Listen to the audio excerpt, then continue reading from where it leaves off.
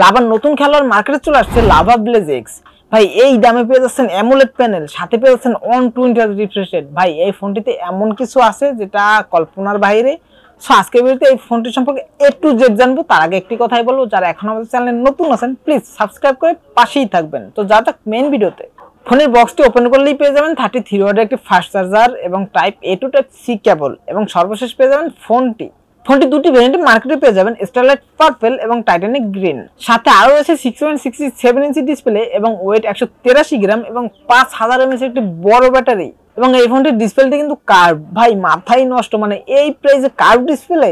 হ্যাঁ ভাই অবশ্যই এটাই সত্যি, মানে এই দামে আপনারা কার্ভ ডিসপ্লে পেয়ে যাচ্ছেন। এবং রিয়ার প্যানেল রয়েছে কিন্তু সার্কুলার শেপের ডুয়াল ক্যামেরা সেটআপ। রিয়ার প্যানেল এবং বডি ফ্রেম কিন্তু দুটোই পলিকার্বনেটের তৈরি। এবং পোর্শন বাটন নিয়ে কথা বলতে গেলে মানে প্রয়োজনীয় সকল প্রকার পোর্শন বাটনই রয়েছে, যার কারণে আর নতুন করে বললাম না। তবে একটি বিষয় ঘাটতি আছে, মানে এখানে কিন্তু ডুয়েল স্পিকার নেই, সিঙ্গেল স্পিকার রয়েছে। ও হ্যাঁ, আর এটিতে কিন্তু হেডফোন জ্যাকও নেই, তবে একটি বিকল্প পথ কিন্তু দিয়ে দিছে, মানে একটি কানেক্টর দিয়ে দিছে টাইপ সি টু 3.5 এর হেডফোন জ্যাকের পোর্ট। মানে এই কানেক্টরটি দিয়েই আপনারা কিন্তু হেডফোন ইউজ করতে পারবেন, মানে চার্জিং পোর্টের মাধ্যমে। সাথে রয়েছে IP53S+ রেজিস্ট্যান্স, যার কারণে টুকটাক পানি ছিটে ফোটা বা ধুলো বালিতে কোনো প্রকার কোনো সমস্যা হবে না। এবং কানেক্টিভিটি নিয়ে কথা বলতে গেলে কানেক্টিভিটি হিসেবে রয়েছে ডুয়েল ব্যান্ড ওয়াইফাই, ব্লুটুথ 5.2 এবং 13 4G ব্যান্ড এবং 5G++ 4G+ এবং VoNR। এবং ডিসপ্লে সেকশন রয়েছে 6.67 ইঞ্চের একটি ফুল HD+ রেজুলেশনের অ্যামোলেড প্যানেলের ডিসপ্লে, সাথে রয়েছে 120 হার্জ রিফ্রেশ রেট। সিকিউরিটির জন্য রয়েছে কিন্তু ইন ডিসপ্লে ফিঙ্গারপ্রিন্ট সেন্সর। ভাই এই দামে ইন ডিসপ্লে ফিঙ্গারপ্রিন্ট সেন্সরও কিন্তু রয়েছে, কি নেই এই ফোনে।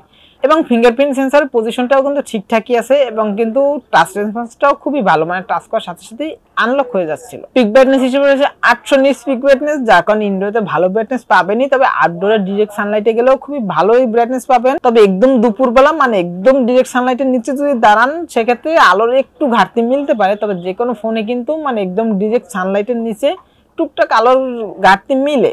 প্রসেসর হিসেবে রয়েছে মিডিয়াটেক ডাইমেনসিটি 6300 প্রসেসর, যদিও প্রসেসরটা একটু পুরাতন, তবে ভাই প্রাইসটা যেহেতু কম, প্রাইস হিসেবে কিন্তু প্রসেসরটা ভালোই আছে, মানে এই প্রসেসর দিয়ে আপনারা যে কোনো গেম মোটামুটি ভালোই প্লে করতে পারবেন। এবং এই ফোনটি কিন্তু অনেকগুলো ভেরিয়েন্টই মার্কেটে পেয়ে যাবেন, মানে 4GB র্যামের সাথে 128GB ভেরিয়েন্ট, এবং 6GB র্যামের সাথে 128GB ভেরিয়েন্ট, এবং 8GB র্যামের সাথে 128GB ভেরিয়েন্ট। এবং সবগুলো ভেরিয়েন্টের কিন্তু র্যাম টাইপ হিসেবে থাকবে LPDDR4X এবং স্টোরেজ টাইপ হিসেবে থাকবে UFS 2.2।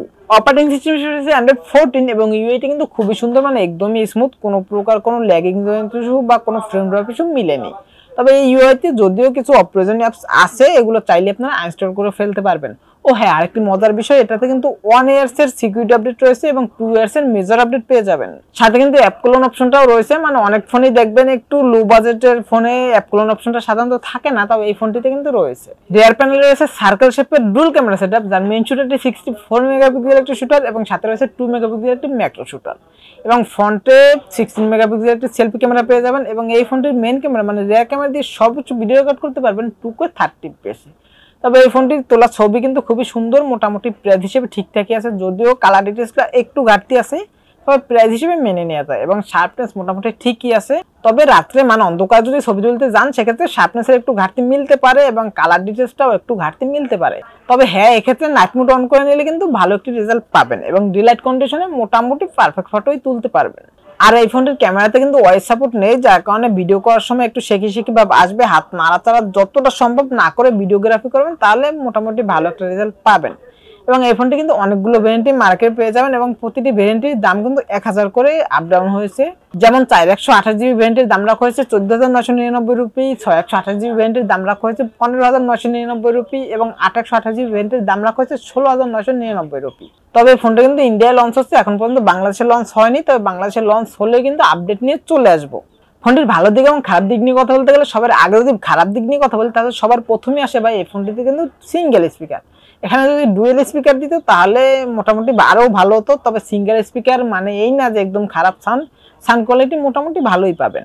এবং 3.5mm এর হেডফোন জ্যাকটি নেই, এখানে যদি 3.5mm এর হেডফোন জ্যাকটি এখানে কানেক্টর না দিয়ে সরাসরি 3.5mm এর হেডফোন জ্যাকটি দিয়ে দিত তাহলে আরও ভালো হতো। এবং ভালো দিক নিয়ে কথা বলতে গেলে ভালো দিক অনেকগুলোই আছে, যেমন এই ফোনটি দিয়ে মোটামুটি ভালোই গেমিং করতে পারবেন, ভালো ফটোশ্যুট করতে পারবেন, কার্ভ ডিসপ্লে পাচ্ছেন এই দামে, তাও আবার অ্যামোলেড। সো আজকে ভিডিও ছিল এই পর্যন্তই, দেখাবেন নেক্সট কোন ভিডিওতে।